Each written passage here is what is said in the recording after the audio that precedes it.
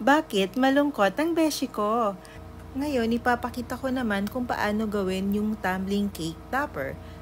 Dito sa tutorial na to, malalaman nyo at matututunan nyo kung paano nga ba gawin kapag yung figure nakabaliktad siya at yung isang kamay na lang yung nagkikerry ng buong weight ng katawan. Actually, marami yung nagre-request na to, marami ang nagme-message nito sa akin kung paano ba gawin kapag yung kamay lang ang nakatusok mismo doon sa cake. So, tara, gawin na natin to at sabay-sabay tayong bumaliktad at mag-tumbling!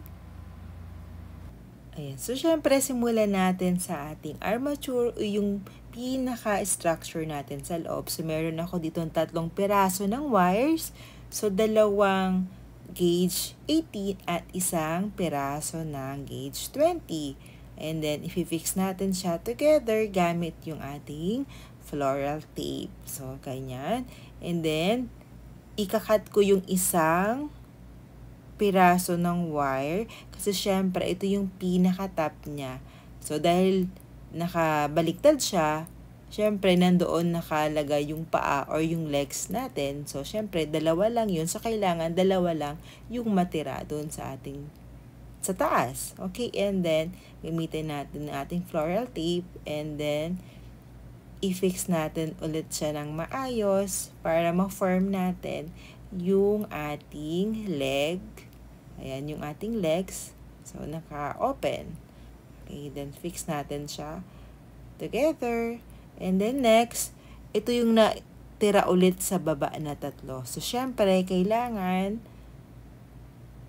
ayusin natin siya. So, ganito yung itsura niya. So, ito yung sa ulo. Ayan, ikakat natin sa ulo. Alright. And then, ikat natin dito sa arm. Okay. And then, i-cut din natin sa part ng legs. Ayan. Ito na yung pinaka-length ng ating legs and then ng ating arm. Tapos, yung dito sa isang side, makikita nyo, mahaba siya. Kasi, ito yung part kung saan natin itutusok sa cake. So, kailangan mas makapal siya na kaya niyang i-carry yung weight ng buong katawan. So, yan. I-fix natin siya lahat. Ayan. Then next, ayan, i-form na natin siya depende doon sa movement or doon sa position ng ating figure. So, ayan, inaayos ko na siya. Siyempre, yung kanyang ulo and then yung kanyang arm. Ayan, and then pati yung kabilang arm. So, ayan. So, bago tayo ulit mag-start, kailangan naka-position na siya depende doon sa ating movement ng ating figure. So, ayan na siya. Okay, and then, next, ilagay naman natin yung ating torso. So, again, meron tayo ditong torso and then unahin na natin siyang ilagay doon sa ating structure. Again, i-form natin siya na magmukha siyang torso. So, form and then shape. And syempre, ayan, workout lang natin. So, yan na siya. And then, i-cut ko siya dito para kapag nilagay ko yung legs, lumapat siya at mag-blend sila ng mas madali. So, ito siya. Next, gawin natin yung ating leg. Siyempre, kasama yung kanyang paa. So, i-shape natin itong ating legs. So, kailangan natin muna siyang i-shape bago natin siya ilagay doon sa kanyang structure. Or pwede rin naman na doon muna siya i-shape sa structure. Okay lang naman kung saan ka or kung saan mo feeling na mas madali sa'yo. So, ako, shinape ko na siya ito ng konti and the rest doon ko na siya isi-shape doon sa ating armature. So, ayan. So, dapat medyo meron na siyang shape para kapag nilagay ko doon, konting adjust na lang kapag medyo na-deform siya. Okay? And then, so, ayun na nga. I think buo na yung ating leg and insert na natin siya doon sa ating wire. Attach na natin siya. So, ayan. And then, next, yung sa kabila naman. Okay. So, ganyan na siya. So, after nyan, syempre, kailangan mo siyang ma-blend ng maayos na magmukha siyang katawan. Huwag mukhang nakahiwalay yung legs doon sa kanyang katawan. So, kailangan lapat talaga siya. Kailangan sa ayos mo siya kahit yung movement nung paa, kailangan tama din. Okay? Then, gawin naman natin yung ating toast. So, ito, ganito ako gumawa. Pwede mo naman siyang gamitin ng craft knife or scissors. Pero kung mas madali ito sa'yo, okay lang din. So, ganyan lang siya. So, kailangan ko lang siyang i-pitch ng konti para mas lumiit siya. Siyempre, alam nga naman mahaba yung mga daliri dyan sa paa. So, kailangan manipis lang. Ay, maliliit lang siya. So, ganyan. And then, i-form ko lang din ulit siya. Ganito. And then, next, same dito sa kabilang paa. Lagyan natin siya ng mga details. Ayan. So, same step. So, gawa tayo ng mga toes dyan. And then, i-shape natin siya. I-detail. Ayan. Bago tayo mag-proceed sa ating next step, kailangan na i-shape mo na siya ng maayos. Lahat ng mga details doon sa kanyang paa, nagawa mo na. Bago pa siya tumigas, kailangan na shape mo na. Okay, then, diretso tayo doon sa kanyang shorts.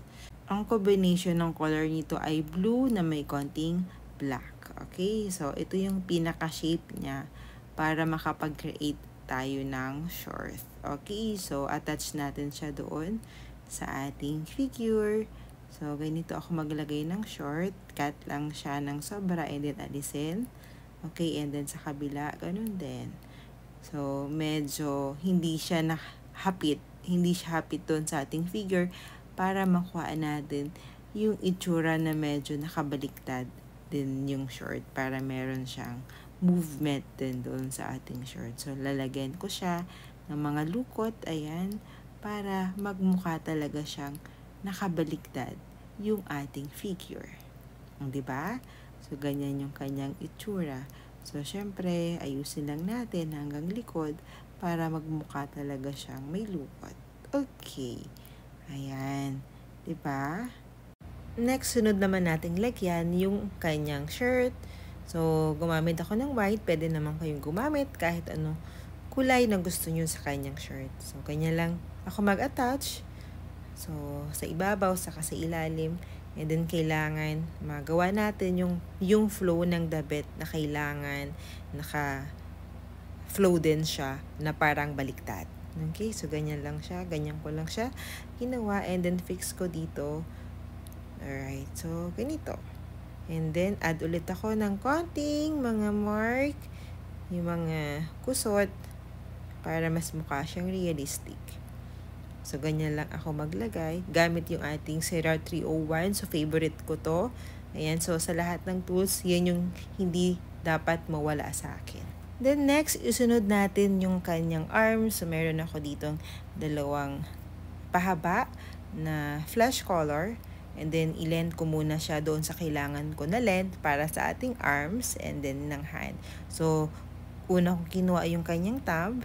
So, kailangan maliit lang. So, ito na nga, nasa kamay tayo. Bigla kong naalala, nung grade 2 ako, i-share ko lang kung paano ako napalo ng teacher ko sa kamay. Kasi nga, recess time, may dumaan na nag-ice drop. Yung ice drop na yon, alam mo yung dulo, may munggo. Diba ang sarap nun? Ang the best niya talaga ng lasa nung time na yon. So, bumili kami. Di syempre, kinain pa namin. Nag-overtime kami. Late kaming nakabalik nung classroom. Alam mo ba, napalo yung kamay ko ni ma'am ng ruler talaga. Yung ruler pa naman, alam mo yung manipis na kapag lumapat sa palad mo, nagbabounce back pa siya. Ganun talaga siya ka. Ang sakit. Alam mo yung hindi siya buo. Tapos manipis na ba talaga siya. So, yung grabe. Pero hindi ako umiyak, diba? So, kahit alam mo yung kahit batuhin ka ng teacher mo ng eraser, hindi ka magagalit. Tatawa ka na lang kasama yung mga classmate mo na parehas kayo pasaway. Tapos yung papa-squatin ka na may libro sa kamay kasi nga hindi ka gumawa ng assignment. Ayan. Pero hindi ko naman experience yun. Masyado akong masino pagdating sa assignment. Yun lang. Yung late lang akong bumalik. Gawa ng katakawan ko nung kumain ako ng ice drop na yon. Tapos ito pa nga, meron pa akong kwento. Nung grade 3 naman ako, during discussion, may naamoy kami ni ma'am sa kabuong classmate namin ng amoy bulok na daga. As in, literal talaga siya ha. So, dahil syempre, yun yung naamoy mo. So, hindi ka makakapag-concentrate doon sa discussion. Ayun na nga. So, nakapag-general cleaning kami para maalis yung amoy. So, naglinis kami, pero nandun pa rin yung amoy. So, nagtataka na kami kung saan nga ba siya nanggagaling. Alam nyo guys, kung saan nandoon yung amoy na yon. Ay nako, literal talaga siya na bulok na daga na nasa loob ng bag ng classmate ko. So, ibig sabihin, yung classmate ko, bit-bit niya, yung patay na daga nasa loob ng bag niya, hindi niya alam. 'Di ba? Ewan ko kung nilagay ba yun doon, or dala-dala niya, or 'di ba? I mean, masayang memories na hanggang ngayon kapag naiisip mo siya. Magbibigay siya ng saya na-experience ko yung ganon na kabataan ko.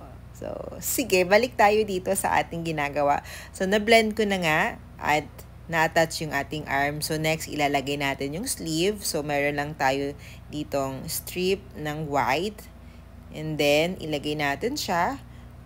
Blend mo lang siya doon sa kanyang unang shirt para magmukha talaga siyang t-shirt. And then, ayan. So, blend lang natin siya. Okay, so yung next, ganun din, ikot lang natin siya doon sa kanyang arm para ma-create natin yung sleeve ng ating figure. Alright, so blend lang siya and then blend hanggang makuha natin. Ayan, so diba? And then add ulit tayo ng konting texture. Ayan. Next, i-work out naman natin yung ating face. So, nagamit ako ng headdress para hindi ko masyadong mayupi or ma-deform yung ating head. So, dyan ko siya nilagay and gumamit ako ng hook para ma-shape at ma-create ko yung ating cute na nose. So, ganyan lang siya kaliit. 'Di ba? Mas maliit, mas cute, mas mukhang bata. And then next, maglalagay tayo ng mouth gamit yung ating dating tools. Ayan, maglagay lang tayo ng maliit na butas. And then next, magagawa tayo ng eye socket gamit ulit yung same na dating tools na ginamit ko sa kanyang mouth. And then maglagay tayo ng black for the eyes. Ayan. So, kailangan ilapat mo lang siya doon sa eye socket na ginawa mo na hindi siya lalampas. And then maglagay tayo ng red para mas ma-enhance natin yung kanyang mouth. Okay, and then, after niya, maglalagay tayo ng eyebrows. So, gumamit ako dito na brown gel color and then konting vodka para hindi siya too dark. Pwede ka rin mag-add ng white dust. So, yun yung combination na ginagawa ko. Gel color brown and then white dust para yung kulay ng ating eyebrows hindi siya too dark. Ganon din dito sa eyelashes na ginamit ko. So, hindi ako gumamit ng black para mukhang bata lang yung kanyang itsura. Alright, so, i-work out natin yung ating eyelashes. So, ganyan lang. So, simple lang. Ito yung eyes na pwede mong gamitin kahit sa anong figure. Pwede ito sa babae, pwede sa lalaki. Ayan, bilog lang and konting dot. May eyes ka na. Okay, so gagamit ako ng skin tone and then ng peach color dust. So, ginagamit ko to para maglagay tayo or ma-enhance natin yung face na hindi siya magmukhang pale. So, nag-a-add ako ng shade sa kanyang pisngi. Ayan. So, para medyo mag-bloom siya, magmukha siyang fresh. So, naglalagay ako ng dust sa kanyang pisngi. Ayan. So, ganito lang siya. Ayan, add tayo ng konti. Ayan, hanggang sa makuha mo yung gusto mo na shade. Okay, so next, attach natin yung head doon sa kanyang body. So, syempre, dahil nakabaliktad, ganyan yung kanyang itsura. And then, i-fix natin yung kanyang neck. And then, attach natin ng maayos doon sa kanyang head. So, ganito po yung kanyang itsura. Ayan, so, ganyan. And then, so, wrap. Yep, yeah. Yun, so, ganyan siya dapat. Ayan, next, mag-add na tayo ng ating hair. Attach natin yung hair gamit yung brown. So, ganito yung kanyang shape at texture ng ating hair. Ayan. And then, cut ko lang yung dulo para mas cute. Then, attach natin siya doon sa ating head. So, ganyan. And then, fix natin siya ng maayos na hindi siya malaglag. Pwede kayong gumamit ng edible glue para mag-fix siya. Pero ito kasing gamit ko, kahit hindi na ako mag-add ng glue, pwede pa rin siya.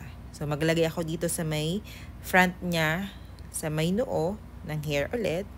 So, kailangan hindi masyadong mataas yung ating hair. So, kailangan ganyan siya. Then, mag-add ulit tayo ng texture doon sa kanyang hair. Maglagay ka lang ng mga lines. Okay? Alright. And then, maglagay din tayo ng kanyang ears. So, meron ako ditong dalawang maliit na teardrop shape. And maglagay ako ng socket. And then, ilagay natin yung ating ears. Ayan. So, maliit lang ha. Huwag masyadong malaki. And then, doon din sa kabila, maglagay tayo ng ears. So, after nyan, maglagay ulit tayo ng mga hair para mas magawa natin yung hair na mas bagay at mas maganda sa kanya. So, pwede kang maglagay na buo ka agad na hair. Ako, mas prefer ko yung paunti-unti. Kasi dito, parang mas nabibigyan ko ng buhay yung kanyang hair. Kasi gusto ko yung style na meron siyang pa-wave ba ng mga hair. Meron nakatikwas dito sa left, yung iba na dito sa right, yung iba medyo kumukulot ng konti, yung iba parang hinahangin. So, mas gusto ko yung paunti-unti na hair. Yes, time consuming siya, pero mas maganda yung kanyang result. Okay, so kita nyo naman, sinatsagaan ko talaga siya paunti-unti para mas maganda siya. Okay, so yes, add lang kayo ng add. Hanggang hindi ka happy sa hair niya, pwede kayong mag-add ng ganyan. So, kita nyo, kahit yung pinakadulo ng hair, mini-make sure ko siya na maganda yung kanyang tikwas, yung kanyang wave. So, mag-add ulit ako dito sa kanyang top.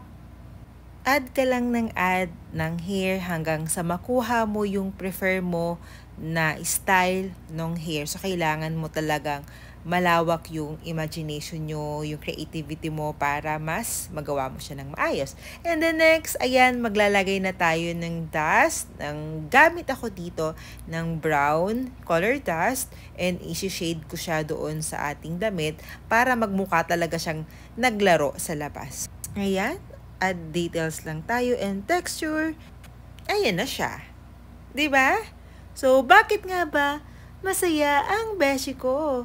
Yes, masaya po tayo kasi ang dami-dami nating dapat ipagpasalamat at ikasaya. Unang-una, ako, pinapanood mo yung video na to. And thank you so much for watching this video.